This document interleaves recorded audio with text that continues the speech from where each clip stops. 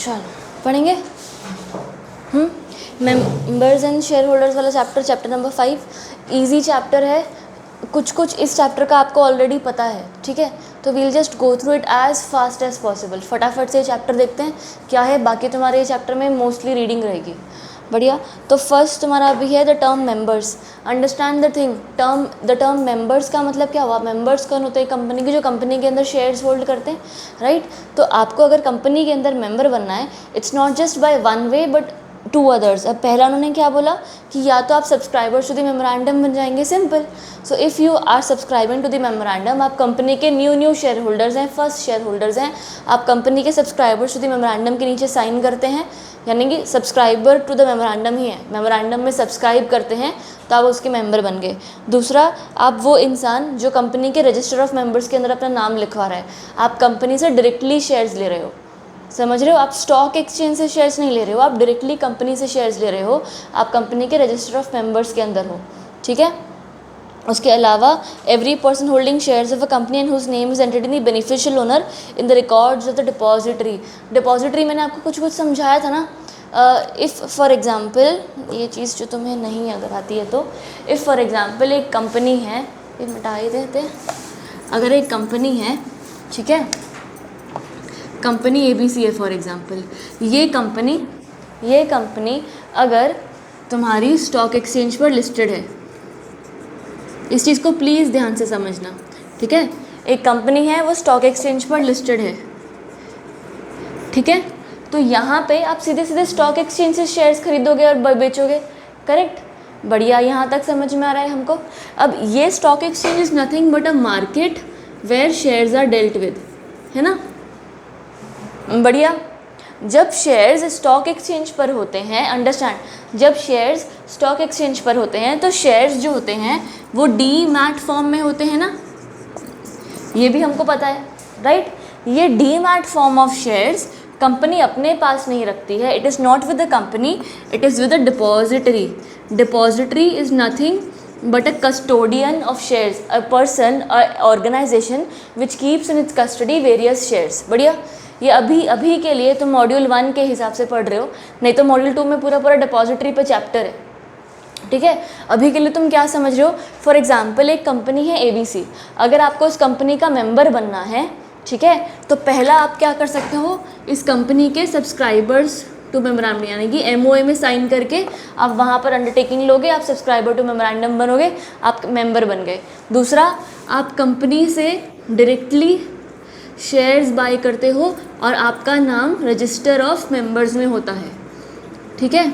अगर आप कंपनी से डायरेक्टली शेयर्स बाय नहीं कर रहे हो सकता है कि आप स्टॉक एक्सचेंज से बाय कर रहे होंगे, ठीक है, तो आपका नाम कंपनी के मेंबर्स में नहीं होता है, कंपनी के रजिस्टर में नहीं होता है, सॉरी, आपका नाम होता है डिपॉजिटरी के रजिस्टर में, ठीक है। क्योंकि जब कंपनी डीमैट फॉर्म में शेयर्स बेचती है ना, तो कंपनी अपने पास सारा का सारा शेयर्स नहीं रखती है, कंपनी सारे शेयर्स डिपॉजिटरी को दे देती है, ठीक है, कि तू संभाल। रोज़ आएंगे, अब स्टॉक एक्सचेंज पर शेयर्स चले गए, सोच के देखो रोज़ कितनी ट्रेडिंग होती होगी, राइट। तो क्या ये लोग यही करते रहेंगे, इसका नाम काट के इसका लिख दो, इसका नाम काट के इसका, ऐसे तो नहीं कर सकते, राइट। तो कंपनी के पास एक बहुत सही तरीका होता है, कंपनी अपने नाम में डिपॉजिटरी का नाम लिखती है, अपने जो रजिस्टर ऑफ मेंबर्स होता है ना उसमें वो डिपॉजिटरी का नाम लिखती है, ठीक है। वो डिपॉजिटरी जिसके पास शेयर्स पड़े हैं, और डिपॉजिटरी अपने किताब में एक रजिस्टर ऑफ बेनिफिशियल ओनर्स बनाती है जिसमें वो ओनर्स का नाम यानी कि शेयर होल्डर्स का नाम लिखती है, ठीक है। बढ़िया। तो आपका नाम डिपॉजिटरी के पास होता है और डिपॉजिटरी का नाम ABCD के पास होता है। इस वक्त इंडिया में 2 डिपॉजिटरीज हैं बस। तुम्हारे पास स्टॉक एक्सचेंज 2 है ना, कौन सा है? और तो इस वक्त कंट्री में 2 स्टॉक एक्सचेंज हैं, एक NSE है, नेशनल स्टॉक एक्सचेंज, और एक BSE है, बॉम्बे स्टॉक एक्सचेंज। और इन दोनों स्टॉक एक्सचेंज की अपनी अपनी डिपॉजिटरी है। इसकी डिपॉजिटरी का नाम है NSDL और इसका नाम है CDSL, ठीक है। बढ़िया। सो यू हैव 3 तरीके to become a member of a company. 1 by being subscribers to the memorandum, another by buying the shares of the company directly and entering your name in the register of members, और third by being the beneficial owner in the books of the depository.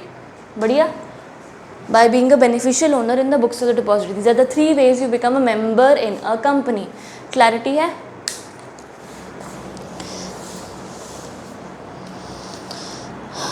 ठीक है. Next you have definition members in a different kind, member in different kinds of companies.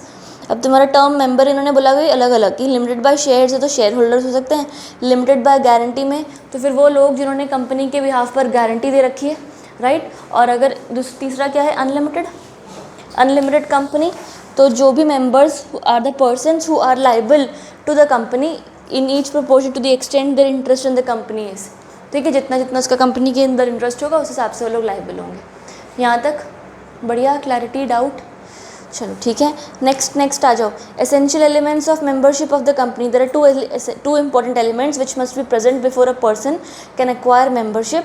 पहला, agreement होना चाहिए आपका to become a member. Company के साथ एक agreement होगा. दूसरा, आपका नाम कंपनी के रजिस्टर ऑफ मेंबर्स में एंटर हो जाएगा. बढ़िया.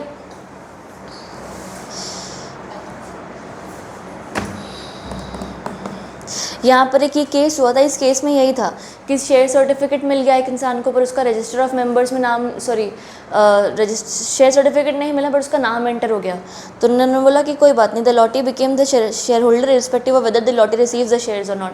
भले आपको शेयर्स मिले नहीं मिले पर आपका नाम तो एंटर हो गया ना. मेन एविडेंस यही होता है, जो टू ऊपर एलिमेंट्स दिए ना, आपका एग्रीमेंट और आपका नाम. मतलब उस बंदे को कंपनी का मेंबर बना दिया बट शेयर्स नहीं दिए, वो शेयर्स देने में टाइम लग गया होगा या नहीं बना होगा या जो भी पंगा है, but he was the member of the company. ठीक है, गिव दैट अ रीड है साथ, बस रीड करते जाओ साथ साथ. उसके बाद नेक्स्ट तुम्हारा है member competency to contract under the Indian contract act. कुछ नहीं, अ पर्सन जो भी बंदा है वो मेंबर बनना चाहता है कंपनी का, तो हमने बोला था ना पीछे कि एग्रीमेंट करो, तो एग्रीमेंट करने का वो फिर वो कॉन्ट्रैक्ट एक्ट वाले चैप्टर में जाओ. सबके पास तो एग्रीमेंट करने की पावर नहीं होती है, आप माइनर नहीं हो सकते, अनसाउंड माइंड नहीं हो सकते, फलाना डिंगना. तो वही लिखा है कि to become a member you must have भी लीगल कैपेसिटी होनी चाहिए आपकी और एग्रीमेंट करने की in accordance with the contract act. Every person is competent to contract, जो एज ऑफ मेजोरिटी है, साउंड माइंड का है और डिस्क्वालीफाइड नहीं है. सही. अगला, ways to acquire membership of the company. Subscriber entering into an agreement. Entering into agreement में आपको शेयर्स नहीं, एप्लीकेशन होते हैं, फिर अलॉटमेंट होते हैं, तो आपको शेयर्स अलॉट हो गए. ये समझ में आ रहा है यहाँ तक? आपको शेयर्स आपने किसी से ख़रीदे हैं, ट्रांसफ़र हो गया, या तो आपको शेयर्स ट्रांसमिट यानी कि इनहेरिटेंस में मिले, फॉर एग्जांपल बाप दादा से. ठीक है, लीगल हेयर को मिलते हैं. एस्टॉपल बाय एक्विजेंस, और एस्टॉपल कोई भी तरीके से आपको अगर आपको ऐसा बोला गया है कि if you were going to sell but you stopped from selling it, या तो हमको एस्टॉपल वैसे भी हो सकता है जो हमने वो पढ़ा था ना,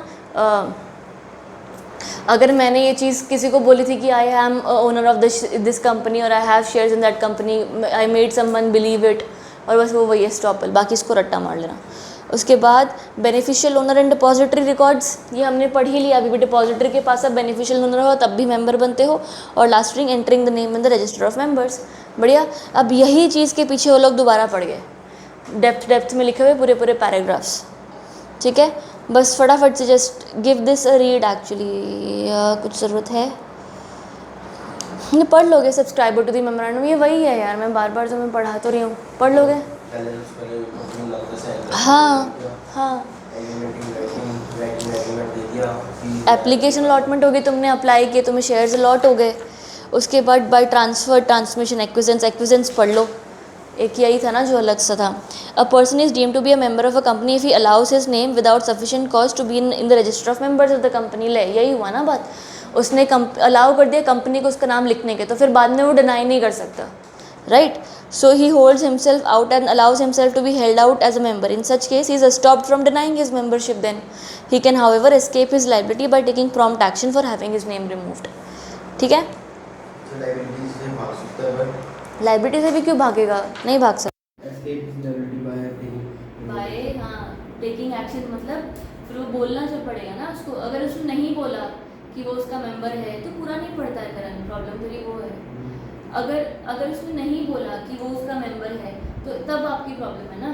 अगर एस्टॉपल कब होता है? When you make the other person believe कि आप उसके मेंबर हो. अगर मैं बोल दूँ नहीं मैं मेंबर हुई नहीं, तो फिर एस्टॉपल कहाँ से लागू हुआ, राइट. Getting the point. आप अगर किसी को झूठा विश्वास दिलाओगे तो एस्टॉपल होगा, फिर यू डिनाइड कि नहीं आप अब आप छोड़ नहीं सकते, right. If you deny it by taking a prompt action, तो फिर आपकी कोई लाइबिलिटी नहीं, तो फिर आप मेंबर भी नहीं, ठीक है। इसके बाद holding shares as beneficial owner in the records of the depository, कुछ नहीं है, सेम लिखा हुआ है। डिपॉजिटरी के पास आप शेयर्स होल्ड कर दो डीमैट फॉर्म में, आपका नाम डिपॉजिटरी के रिकॉर्ड्स में है एज अ बेनिफिशियल ओनर, सही यहाँ तक। Then you have difference between members and shareholders, इसको ध्यान से पढ़ो। एक मेंबर और एक शेयर होल्डर के बीच में क्या डिफरेंस होता है? मेजरली वैसे डिफरेंस नहीं होता, अब तक हमने नहीं पढ़ा है ऐसा कोई डिफरेंस, राइट। बट अगर कोई इंसान कंपनी के अंदर मेंबर होता है, रजिस्टर ऑफ मेंबर्स के अंदर उसका नाम है, बट उसके पास शेयर्स नहीं है किस हिसाब से, तो he is not a shareholder but a member of the company, right. Give this a read. यहाँ पर देखो, ये पहले तो उन्होंने ना फालतू से बोला कि ये चीज़ इस सेक्शन में डिफाइंड है और ये चीज़ कंपनीज एक्ट में डिफाइंड नहीं है, तो ये एक बेसिक डेफिनेशन उन्होंने निकाला। उसके बाद उन्होंने बोला share holder becomes a member of a company once his name is entered in the register of members, right, simple. और मेंबर शेयर होल्डर में क्या बोला? A person who has ownership of shares the company's owner share holder. Further, अगर in case of a company limited by guarantee do not have a share capital and consequently the members are not share holders. आया समझ कि अगर आप company limited by shares होगी, company limited company होगी, having share capital होगा, तो उसके अंदर जो बंदा शेयर होल्डर है वो मेंबर भी होगा। कंपनी लिमिटेड बाय गारंटी है तो आप कंपनी की मेंबर तो हो पर शेयर होल्डर नहीं हो, right. Next, person who signs the memorandum of association with the company becomes a member. MOA आपने साइन किया, सब्सक्राइबर टू द मेमोरेंडम हुआ। दूसरा, after signing the memorandum a person may become shareholder only when he the shares allotted to him, right. इसमें difference लाभ क्या है? Difference यही है कि मेंबर बनने हो पर आपने कंपनी में शेयर्स नहीं खरीदे। ठीक है। अगर आपने कंपनी में शेयर्स खरीदे तो ही आप शेयर होल्डर हो, अगर आप शेयर्स नहीं खरीदते हो तो शेयर होल्डर नहीं हो। अगर आप मेंबर हो और शेयर होल्डर नहीं, ऐसा हो सकता है। आ रहा है समझ? मतलब मेंबर्स शेयर होल्डर नहीं हो सकते और शेयर होल्डर मेंबर्स नहीं। ये दोनों ऐसा कुछ भी नहीं है, ये उन्होंने फालतू फर्स्ट पॉइंट तो देख वही बोगस है। यहाँ पर उनको मेन यही फ़र्क लिखा है उन्होंने कि ऐसा कुछ भी नहीं होता कि ये बंदा ये नहीं बन सकता या वो बंदा वो नहीं बन सकता। नहीं मतलब जैसे कहते हैं ना कि all members are not share holders but all shareholders are members. That also can not entirely be true. मान लो आप शेयर होल्डर हो, ठीक है, जो हमने हमारी एग्जैक्ट, जैसे तुम मॉडल 2 पढ़ोगे, तुम्हारी एग्जैक्ट डेफिनेशन के हिसाब से तुम कंपनी के मेंबर नहीं होते हो, यहाँ पर है, राइट। तो तुम्हें कंफ्यूज नहीं कर रहा हूँ, पर अगर तुम बाद में पढ़ोगे तो टिपिट डिपॉजिटरी के पास तुम्हारा नाम बेनिफिशियल ओनर में है। बाकायदा मेंबर वही होता है जो रजिस्टर ऑफ मेंबर्स में होता है, यहाँ पर तुम रजिस्टर ऑफ मेंबर में नहीं हो ना, so you are a shareholder but not a member of the company, क्योंकि मेंबर के रजिस्टर में डिपॉजिटरी का नाम है, राइट। ऐसा भी इसलिए नहीं होता। बस इतना ध्यान रखना है कि तुम मेंबर हो पर तुम्हारे पास शेयर्स नहीं है। पहला उन्होंने बोला डेफिनेशन अलग अलग जगह पे लिखी है। दूसरा उन्होंने बोला अगर कंपनी लिमिटेड बाय गारंटी है तो उनके पास तो शेयर कैपिटल ही नहीं है, तो आप शेयर होल्डर बनोगे नहीं, पर आप मेंबर तो बन सकते हो ना। तीसरा उन्होंने बोला कि आपने सब्सक्राइबर टू मेमोरेंडम किया तो आप मेंबर बन गए तुरंत, पर जैसे ही आपको शेयर्स मिले फिर आप शेयर होल्डर भी बन गए। आया? ठीक है यहाँ तक। Last point, the bearer of share warrant is not a member where the share holder of share warrant is a shareholder. ठीक है ना, ये कोई सेंस ही नहीं बन रही। एनीवे, शेयर वारंट मतलब क्या होता है कि शेयर वारंट मतलब the right to purchase shares in the future, right to purchase shares in the future, that is a share warrant. ठीक है, कि आपको कल को ये वारंट दिखाकर शेयर्स मिलेंगे। अगर आपके पास शेयर वारंट है तो आप कंपनी के मेंबर नहीं बनते हो, पर अगर आपके पास शेयर वारंट है तो आप कंपनी के शेयर होल्डर बन सकते हो। ठीक है, आया? शेयर वारंट होना, शेयर वारंट पर लिखा होता है कि भाई आपको ये वाला शेयर आज से आने वाले 5 महीनों में इस प्राइस पर मिलेगा। वो आपके पास एक राइट होता है to purchase the shares in the future. अगर आपके पास शेयर वारंट है तभी भी आप शेयर होल्डर कहलाते हो, अगर आपके पास शेयर वारंट है तो आप मेंबर नहीं कहलाते। ठीक है, आया? अगला, हु में बिकम मेंबर, कोई भी बन सकता है, राइट। कंपनीज हैं, सब्सिडरी, पार्टनरशिप, मेंबर, ये जो भी बंदा। अब ये लोग सब सेक्शन 8 कंपनी तक बोला हुआ इन्होंने कि सब्सिडरी नहीं बन सकती, can not become a member of the holding company, partnership can not become member until registered. ये उन्होंने बोला कि पार्टनरशिप सब मेंबर्स के पास शेयर होल्डर नहीं होता, क्या मतलब? सब मेंबर्स के पास शेयर होल्डर नहीं होता। नहीं नहीं होता। नहीं, शेयर वारंट तो एक तरीके का इंस्ट्रूमेंट है कि आपको कंपनीज कई बार रिलीज करती है या तो आपको एक अपॉर्चुनिटी मिलती है आप फ्यूचर में शेयर्स खरीदो। तो मतलब जिनसे मेंबर्स होते हैं उनके पास कोई शेयर नहीं होता कंपनी का। नहीं ऐसा ज़रूरी नहीं है। अगर मेंबर्स के पास शेयर शेयर है, है बट शेयर वारंट नहीं है। शेयर वारंट अलग चीज़ है, उसको मत लेकर आप इसमें। Share warrant is right to purchase in the future, it is अपने आप में एक अलग इंस्ट्रूमेंट। मैंने तेरे को आज एक चिट्ठी दी है, मैंने बोला कि जैसे तू मान ले कि हम वो करते हैं, अगर गोल्ड खरीदने जाते हैं तो नहीं हम बुक करा के आ जाते हैं गोल्ड, ऐसा मम्मियों को सुना होगा बोलते हो कि बुक करा के आ गए, हम कल को इतना सोना खरीद लेंगे इस प्राइस पे, राइट। ये वो चीज़ है कि हम कल को ये शेयर्स खरीदेंगे इस प्राइस पे, that is a share warrant. Right to purchase in the future, that is different है। कंपनीज वो भी रिलीज़ करती है, शेयर वारंट्स रिलीज़ करती है। तो जो बंदे के पास शेयर वारंट होता है, या ईसॉप्स तुमने सुना होगा, एम्प्लॉय स्टॉक ऑप्शन प्लान ऐसे सुना होगा, उसमें ईसॉप्स में क्या होता है, मेंबर्स एम्प्लॉयज़ के पास ये राइट होती है कि वो कल को शेयर्स खरीदेंगे, राइट। तो उनको शेयर होल्डर बोला जा सकता है, उनको मेंबर नहीं बोला जा सकता, ठीक है। अगला अभी हु में बिकम मेंबर, कंपनी एक कंपनी दूसरी कंपनी की मेंबर बन सकती है, सब्सिडरी कंपनी अपने होल्डिंग कंपनी की मेंबर नहीं बन सकती। आया समझ? होल्डिंग कंपनी ने आपकी कंपनी में जो शेयर्स लिए, सब्सिडरी में तो शेयर्स लिए, सब्सिडरी वाली वापस होल्डिंग में शेयर्स नहीं लेगी, ठीक है। अगला पार्टनरशिप फर्म अगर रजिस्टर्ड नहीं है तो शेयर्स नहीं खरीद सकती, एलएलपी बन सकती है मगर कोई प्रॉब्लम नहीं है। सेक्शन 8 कंपनी अगर एमओए के हिसाब से बन सकती है, फॉरेनर्स खरीद सकते हैं, माइनर्स नहीं खरीद सकते, सोसाइटी कैन बिकम मेंबर। सही? कोई डाउट कहीं पर बताओ, कहीं पर अटके?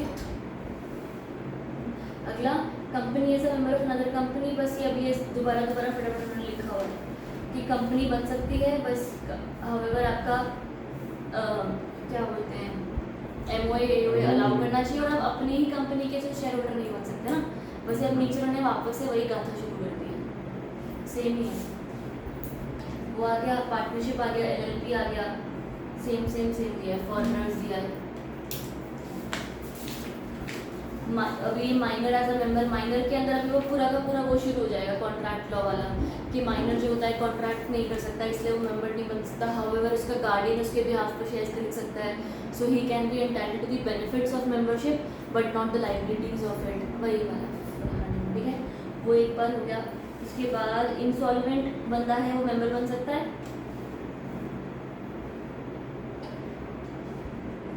जब तक वो रजिस्टर है।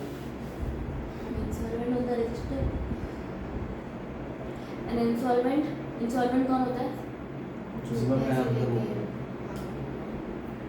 भागा भी नहीं है वो ऑफेंडर हो जाता है वो बंदा। इंसॉल्वेंट हो गया, बस वो बेचारा हो गया, बैंकरप्ट हो गया है, यहीं पे ही है पर बैंकरप्ट हो गया, ठीक है।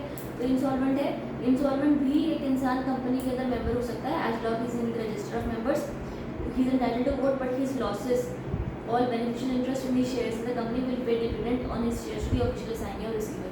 अब आप एक इंसॉल्वेंट बन गए हो ना, इंसॉल्वेंट मैंने आपको ये भी चीज़ पहले भी बताई थी कि जब इंसान इंसॉल्वेंट होता है तो आप अपने शेयर्स जो भी होंगे ना, सब कुछ आपके शेयर्स एक और दूसरे इंसान के कंट्रोल में होंगे, जो बंदा जिसको आप पैसा ओ करते हो उसको देगा। आप खुद से इंसॉल्वेंट डिक्लेयर नहीं होते हो, कोर्ट आपको इंसॉल्वेंट डिक्लेयर करता है, राइट। तो कोर्ट आपको एक बंदा अपॉइंट करेगा जिसका नाम रिसीवर या तो ऑफिशियल असाइनी हो सकता है, that person will be holding the shares in beneficial interest in your and he will pay the जो भी टू द अदर पर्सन्स, ठीक है। Next we have HUF is not a juristic person although it is a person for the purpose of income tax act। HUF represented by कर्ता, no legal bar on HUF to invest money in the shares in case HUF can be registered in the name of the कर्ता and held, मतलब HUF अपने कर्ता के नाम पर shares hold कर सकता है। अगला पॉनर, पॉनी कौन होता है? कौन जो वो सामान दे रहा है।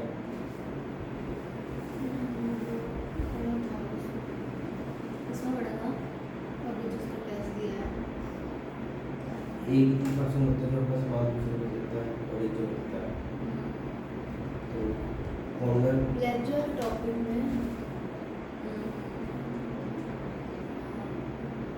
वो लाके ओनर ही होगा जो सामान रखता रखता है। है कि देता है? रखने क्या हाँ देता है। रखता है ना बच्चे। रखता है। लिखा आपने कंफ्यूज करते हैं। मैंने सुना स्टार्टिंग में दे रहा है बोला था, मैं रखता हूँ। तो कॉन्फिडेंट क्यों नहीं है? Bonnie has no right of foreclosure since he never had the absolute ownership at law.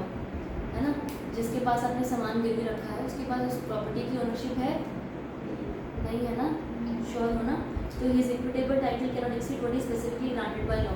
उसका title over that property is just about the loan, वो लोन रिपे हो गया तो उसका कोई प्रॉपर्टी पे हक नहीं है, राइट। तो equitable title is as per the law in the sense a pledge differs from a mortgage. In view of the above, a pawnee cannot be treated as a holder of the shares pledged. आया समझ। अगर मैंने अपने shares आपके पास गिरवी रखे हैं और उसके बिहाफ पर लोन लिया है तो ये इसका ये मतलब नहीं है कि जो भी बंदा जिसके पास शेयर्स गिरवी रखे हैं वो कंपनी का मेंबर बन गया। आया समझ, पक्की बात है ना, क्लैरिटी है ना। अगला रिसीवर कुछ नहीं, जो बंदा जब कभी वो होता है ना इंसॉल्वेंट या तो क्या बोलते हैं इसको लिक्विडेशन में होता है, ऐसा ही ना। इसी में ये बोला था आपने कौन सा इंश्योरेंस वाले बंदे के शेयर्स आगे बेचता है। हाँ, उसी को ही रिसीवर भी कहते हैं, वैसा ही इंसान होता है। यहाँ पर पढ़ लेते हैं sir. Receiver whose name is not entered in the register of members can not exercise any of the membership rights. यहाँ पर भी ऊपर भी नाम लिखा हुआ है रिसीवर का, देख लिखा है ना जी वाले कॉइन में लास्ट वर्ड्स देखो, ऑफिशियल असाइनी और रिसीवर लिखा है ना।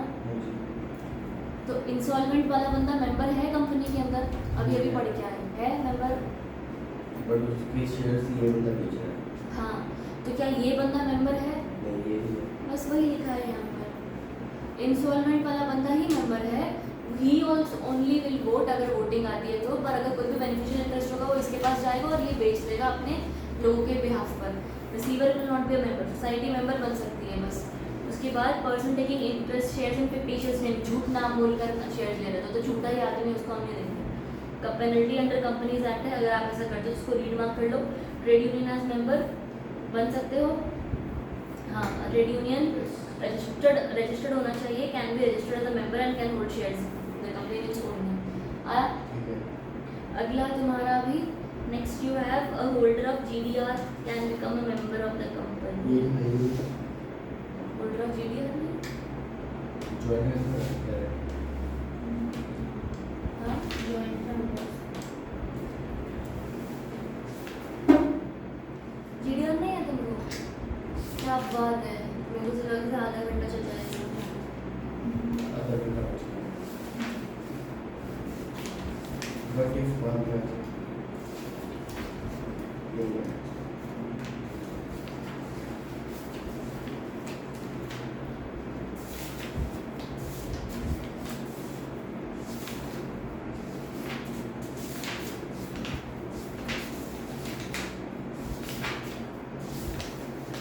अच्छी बात है, तो अक्कल आ गई ये है। शाबाश। जॉइंट मेंबर्स कौन होंगे? जॉइंट मेंबर्स जो इकट्ठे होके एक कंपनी में हो रहे हैं। तो कंपनी में तो कंपनी में नहीं, एक कंपनी में। हाँ एक कंपनी में 3-4 लोग इकट्ठा मिलकर शेयर्स खरीद रहे हैं। जॉइंट मेंबर्स कुछ नहीं, आपने उसमें बताया था कि जैसे कि एक बंदा है वो अपने नाम से ले रहा है बट उसके पीछे 4-5 लोगों ने पैसा लगाया है। उसके पीछे नहीं लगा, ये इकट्ठा ही होल्ड करते हैं, हाँ, ऐसा उल्टा पुल्टा काम नहीं करते हैं। इकट्ठा होने के नाम से नहीं करते। उन्होंने इकट्ठे शेयर्स खरीदे हैं, ठीक है। उसमें बस ये होता है कि जो पर्सन जिसका नाम सबसे पहले होता है उसको वोटिंग राइट्स मिल जाती है, बाकी डिसीजन सबका ही हो सकता है, बस जॉइंट होल्डिंग होती है वहाँ पर। उसके तो बाद वोट एक लिया जाएगा। वोट भी एक वोट ही। एक लेना जाएगा। नॉमिनी जॉइंट मेंबर्स का नॉमिनी कोई भी बंदा, अगर for example a person dies तो किसके पास शेयर होल्डरिंग आएगी उसके हिसाब से बात हो रही है। अगर 3 बंदे A B C इकट्ठे शेयर्स होल्ड कर रहे हैं और A मर गया तो सिर्फ B और C जॉइंट होल्डर कहलाएंगे कि A का लीगल है उसके अंदर आएगा कि नहीं आएगा, दैट इज द क्वेश्चन, ठीक है। तो अब यहाँ पर where the share of a company were registered in the joint name of the company and one of the directors, it was held that the director was a nominee of the company for that purpose. ये पढ़ रखा है पीछे, याद नहीं होगा तो।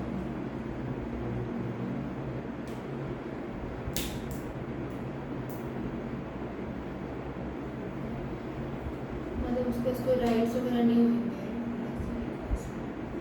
नहीं, अलग चीज़ है। यहाँ पे ना हमने पढ़ा था कि अगर मान लो तुम कोई कंपनी के शेयर्स खरीदते हो, अंडरस्टैंड मेरी बात सुनो, तुम कोई कंपनी के शेयर्स खरीदते हो एक दूसरी कंपनी के साथ, मैं और मेरी कंपनी मिलकर आपके कंपनी में शेयर्स खरीद रहे हैं, ऐसा हो सकता है ना। कंपनी भी तो सेपरेट लीगल एंटिटी है, तो कुछ पैसा कंपनी का लगाया, कुछ पैसा मैंने अपना पर्सनल लगाया और उस हिसाब से मैंने किसी कंपनी के शेयर्स खरीदे, राइट। अब वो कंपनी है वो तो आर्टिफिशियल है, अगले का तो कोई जवान नहीं है, राइट। तो उस कंपनी ने मुझे अपना नॉमिनी भी अपॉइंट कर लिया कि भाई कल को जो वोटिंग करनी है तो तू उसकी नॉमिनी भी बन जा, राइट। तो ये दो तरीके से हो जाता है कि आप एक जॉइंट होल्डिंग में भी हो और एक नॉमिनी भी हो। यहाँ पर where shares of a company were registered in the joint name of the company and one of the directors, it was held that the director was nominee of the company for that purpose, he could act jointly with the company and not individually. वो और वो company साथ में act करेंगे। He had no rights of his own in respect of the shares and was not entitled to bring proceedings on the basis of being one of the registered holders. बस तो ये अकेला कोई action नहीं ले सकता, company के साथ ही ले सकता है। आया समझ? अगला, मिनिमम नंबर ऑफ मेंबर्स कितने होते हैं? प्राइवेट में 2 होने के साथ तुमने क्या लिखा टेस्ट में? प्राइवेट 2 होने के साथ क्या लिखा टेस्ट में? देखिए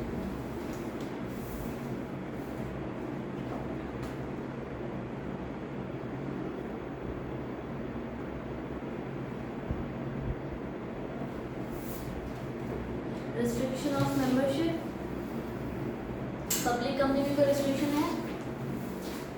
पब्लिक कंपनी है नहीं, उसके प्राइवेट प्राइवेट में ट्रांसफर शेयर्स। बस खत्म। सीजेशन ऑफ मेंबरशिप, आप कब आपका मेंबरशिप खत्म होगा? बस टॉपिक्स देखो, ट्रांसफर कर दिया मेंबरशिप खत्म, सेल कर दिया, फोरफीचर हो गया, डेथ हो गई, insolvency, redemption, cancellation of shares हो गए, आपका कोई आपने गलती की थी, आपके शेयर्स कैंसिल हो गए, purchase by another member by company itself, company ने बायबैक कर लिया या कोई और पर्सन ने आपकी शेयर्स खरीदे, कंपनी वाइंड अप हो गई, राइट। आपकी एक मेंबर बाइंडर लिखा है, इसके नीचे दिया कंपनीज मॉन्गर। उसी में है ना, मेरी मिस्टेक होगी। अच्छा ये कैंसिल हुआ बताने का चीज He resigns the contract of membership on the ground of fraud or misrepresentation or a genuine mistake. मैंने अपना शेयर होल्डिंग खत्म कर दी, कैंसिलेशन कर दिया, रिडेम्पशन हो गया। रिडेम्पशन, प्रेफरेंस शेयर रिडीम हो गए तो खत्म हो गए ना शेयर्स। आप कंपनी के मेंबर, पता नहीं redemption, preference share, redemption, preference share का नहीं यार, नाम सुना सुना सिर्फ नाम ही सुना सुना है। 11th-12th में क्या किया? वही कि एंट्री करते रहे कि रिडीम हो गए शेयर्स, आप एंट्री लिखते हाँ, रहो। रिडीम हो गए का मतलब क्या होता है? वापस ले लिया।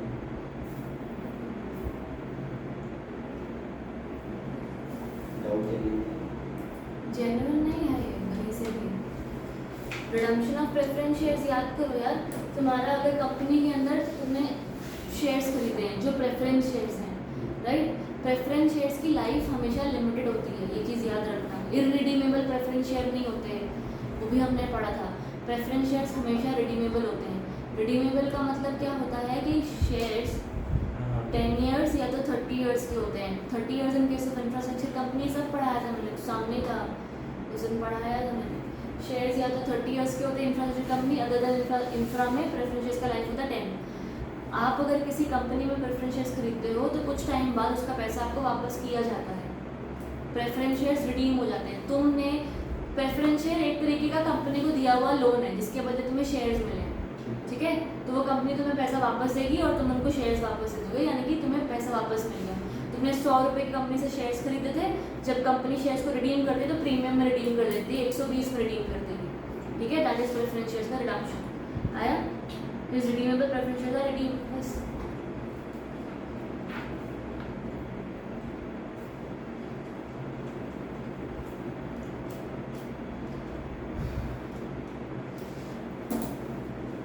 Clarity? Expulsion of a member, expulsion मतलब मेंबर को निकालना, ठीक है। हमने अपनी कंपनी से एक मेंबर को एक्सपल ही कर दिया कि तू निकल, तू कंपनी का मेंबर बनने लायक नहीं, ऐसा। तो यार ये ना चीज़ थोड़ी सी ऐसी है कि सिचुएशन बेस्ड है, थोड़ा पढ़ोगे तो समझ में आएगा, बट ऐसा नहीं हो सकता। You can not remove a member, right. वो मेंबर के साथ तो अगर उसने कोई फ्रॉड किया तो तुम उसके साथ उस पर केस कर सकते हो, चीज़ें हो सकती है, क्या क्या नहीं, बट ऐसे नहीं कि तुम्हें को पसंद नहीं आ रहा है आदमी तो हमने निकाल दिया, एक्सपल्जन नहीं होगा, राइट। तो देखो, a controversy had arisen as to whether a publicly limited company had powers to insert an article in its articles of association in relating to expulsion of a member by the BOD. कि BOD क्या ऐसा article में include कर सकती है कि हमारा मन चाहे, हमारे पास पावर हो तो हम कंपनी से बंदे को निकाल दें. The directors of the view that the activities or conduct of such member was detrimental to the interest of the company. अगर उनको ऐसा लग रहा है कि वो मेंबर सही नहीं है हमारी कंपनी के लिए, तो department of company affairs, now MCA, पहले ये डिपार्टमेंट ऑफ कंपनी अफेयर्स बोला जाता था, अब एमसीए बोला जाता है, clarified that an article for expansion of a member is oppose to the fundamental principles of the companies jurisprudence and is ultra vires the company. नहीं कर सकते ऐसा. The reason being that such a provision against the provisions of the Companies Act relating to the rights of the members in a company. एक गलत provision है, company के rights of members के खिलाफ जाता है, तो आप ऐसा नहीं कर सकते हो. Full stop. अगले पैराग्राफ पर आओ. According to section 6 of the companies act, the act overrides the MOA and the AOA and any provision contained in these documents repugnant to the provisions of Companies Act is void. अगर आप फिर भी include कर देते हो तो companies act over power कर ही देगा, तो कंपनीज एक्ट तो वैसे ही अलाउ नहीं करता. इनका हम डायरेक्ट निकाल सकते हैं, रिटायरमेंट तो रख सकते हैं. रिटायरमेंट नहीं होती है शेयर होल्डर की. शेयर होल्डर की कहाँ से रिटायर? हाँ, मेंबर की भी नहीं होती है. The Department of Company Affairs (MCA) has therefore clarified that any assumption of the powers by the BOD to expel a member by alteration of articles shall be illegal and void. नहीं कर सकते हो आप, नहीं कर सकते हो, बस एंटर द टॉपिक, नहीं कर सकते हो एक्सपेल. ठीक है.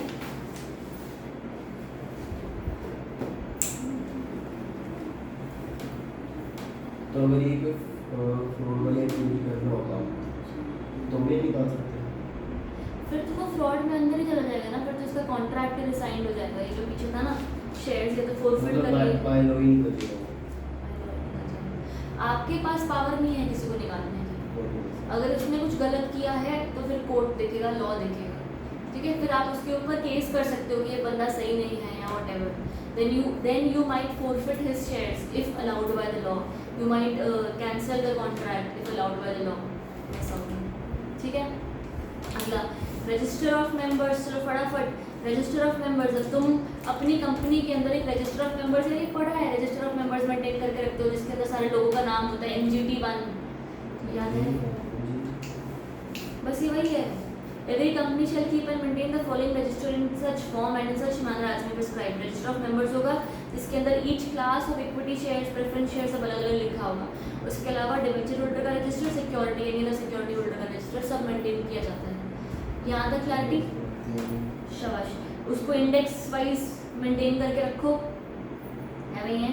बाकी register and index of beneficial owners maintain by depository, ये हमने ऑलरेडी एस्टैब्लिश कर दिया, राइट. वो वहाँ पर वो मेंटेन करके रखते हैं. A company may if so authorized by its articles keep in any country outside India. ठीक है. एक फॉरेन रजिस्टर मेंटेन करके ऐसा रख सकते हैं. अगर मेरी कंपनी में बहुत सारे आउटसाइडर्स आउटसाइड इंडिया ने शेयर ले रखे हैं तो हम एक फॉरेन रजिस्टर भी मेंटेन करेंगे. फर्स्ट लाइन किसी मार्क करो. A company may if so authorized by its articles keep in any country outside India. Third line आ जाओ सीधा. Foreign register containing the names and particulars of the members, debenture holders and security holders or beneficial owners residing outside India. आया. अगला बाकी अगर आप maintain नहीं करके रखते तो पेनल्टी है कुछ 3 lakh and every officer visit default 50,000 बस माफ कर दो. ये मैं भी पढ़ा बड़ा होगा. हाँ. Contents of register of members in case of company not having share capital. अगर आपके पास शेयर्स होते तो आप सामने लिखते ना कि इस बंदे ने कितना शेयर्स है, कितना पेड अप है, उसका कितना पैसा आ गया, कितनी लायबिलिटी बनती है. अगर मान लो रजिस्टर ऑफ मेंबर में लिखोगे क्या, अगर कंपनी के पास शेयर कैपिटल ही नहीं है, कुछ नहीं, तो उसका नाम लिखोगे, एड्रेस, सिम, जो भी उसका होगा सब कुछ वो लिखोगे. डेट ऑफ कब मेंबर बना, कब खत्म हुआ उसकी मेंबरशिप, कोई अगर लिमिटेड बाय गारंटी है उसने कितनी गारंटी दे रखी है. गारंटी वाला याद है ना कि कंपनी वाइंड अप होने पर जो पैसा देगी ये लोग देंगे. उसके बाद any other interest if any or instructions if any given by members with regard to sending notice etcetera. बढ़िया easy. Maintenance of register of members कुछ नहीं, वो MGT1 में मेंटेन करते हो within 7 days of the board committee वाला. ये हो गया मेंटेनिंग रजिस्टर एट RO पे रखे जाते हैं रजिस्टर. कोई चेंजेस हुए तो आपको वो सारे के सारे रिस्पेक्टिव रजिस्टर में करने पड़ते हैं और रेक्टिफिकेशन आपका होता है as per the order pass. You have to read this topic. Very very easy topic है. मेरे बस हिसाब से MOU हाँ कर रखा है टॉपिक हमने. मार्क करो इसको, रीड करके आओगे.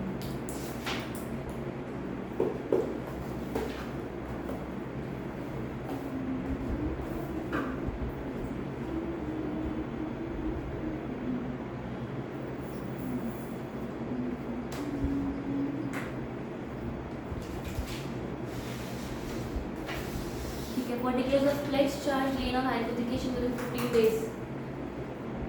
बढ़िया. ये भी यहाँ पर क्या लिखा हुआ है?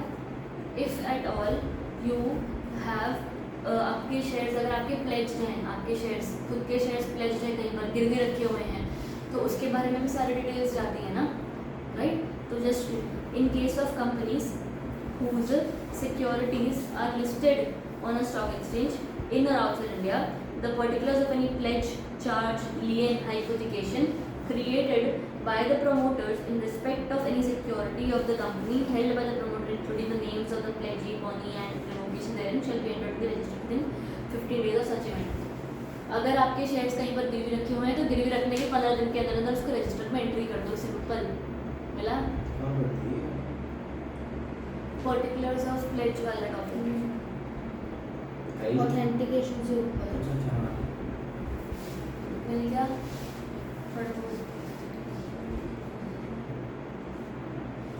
If promoters of any listed company which has formed a joint venture company with another company have pledged or hypothecated or created charge or lien on the assets, तो फिर तुम्हारा तभी भी shall be entered in the register within 15 days of the event.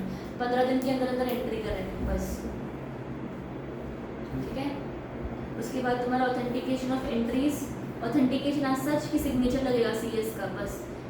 Last second line में दिया हुआ है by the CS of the company और any other person authorized by the board for the purpose.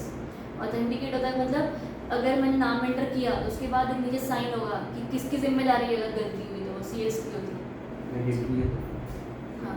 The entries in the foreign register shall be authenticated by the CS of the company or person authorized by the board by appending signature to each entry. Each entry मतलब अगर foreign register है तो हर entry के नीचे sign होगा. अगर Indian register है तो पेज पे लास्ट पे साइन होगा.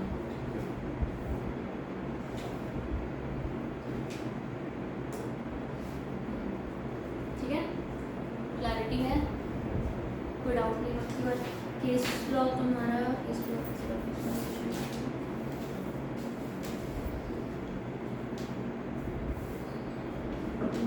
इसको रीड एक मार्क कर दो बाद में. ठीक है. हाँ हाँ रीड मार्क कर दो. अभी नहीं करना. Index of members come on. अगला टॉपिक जल्दी आओ. स्पीड में करते हैं चैप्टर जितना भगा सकते हैं. खत्म करने फालतू बोर हो जाता है. इंडेक्स ऑफ मेंबर कुछ नहीं. आपको इंडेक्स मेंटेन करके रखना है. अगर आपके मेंबर्स 50 से ऊपर हैं, 50 से ऊपर है तो इंडेक्स बनाओ, नहीं है तो मत बनाओ. ठीक है. वो लास्ट में दिया हुआ डब्बे में नोट करके मिल गया. बस इतना काम का है.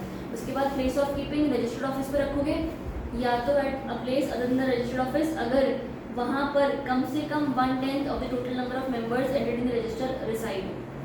ठीक है. आप अपना रजिस्टर ऑफ मेंबर वहाँ पर रखोगे जहाँ पर रजिस्टर्ड ऑफिस है. कहीं और रखोगे अगर वहाँ पर मोर देन 1/10 लोग रहते हैं आपके मेंबर्स. ठीक है. इंस्पेक्शन ऑफ रजिस्टर अलाउड है. अगर किसी इंसान को मेंबर्स को या किसी को आपका रजिस्टर ऑफ मेंबर इंस्पेक्ट करना है तो अलाउड है विदाउट पेमेंट ऑफ फीस. पर अगर कोई अदर देन मेंबर है तो फिर उसको आई थिंक विद फीस होता है. पेज नंबर 50 को नीचे इंस्ट्रक्शन.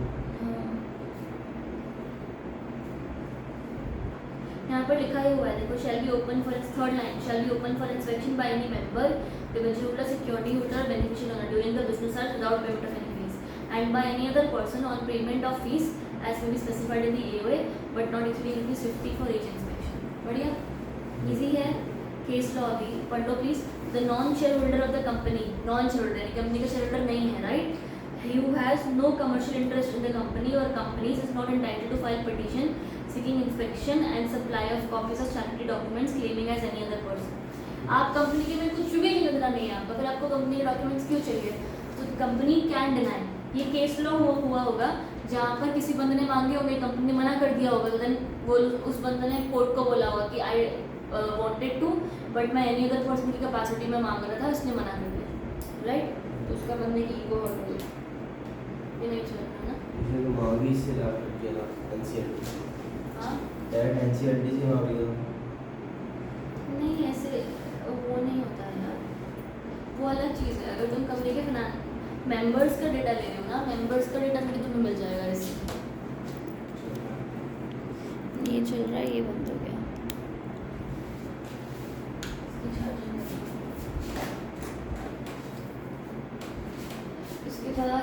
अगला क्या है, कॉपीज ऑफ रजिस्टर। ठीक है यार, ये तो मार्क करते रहो बस साथ साथ कि आपको कॉपीज पे एक्स्ट्रा, अगर आपको copies of register annual return चाहिए और आप मेंबर हो, डिबेंचर होल्डर हो या कुछ भी हो, तो आपको मिल सकता है on payment of fees, without payment of fees sorry. और अगर आपको कोई कॉपी चाहिए और जो अलग से officers register on payment of fees आपको मिलेगा कितने दिन में, as be specified in the AOA for 10 rupees each page. ठीक है, बस इसको मार्क करना, बाकी पेनल्टी है।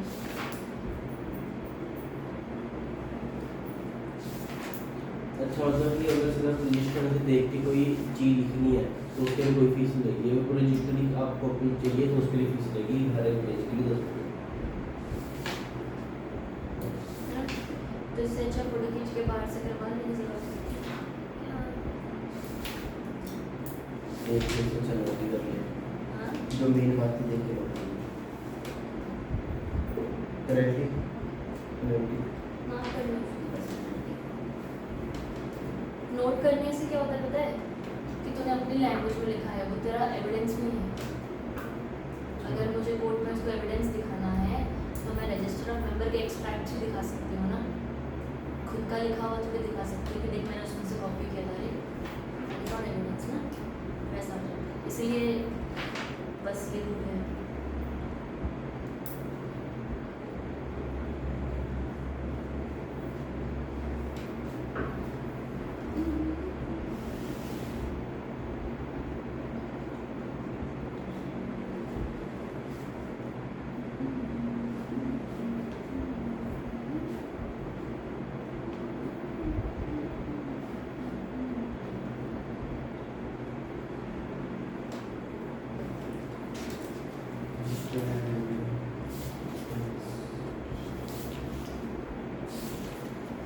रजिस्टर एंड एविडेंस, चलो चलो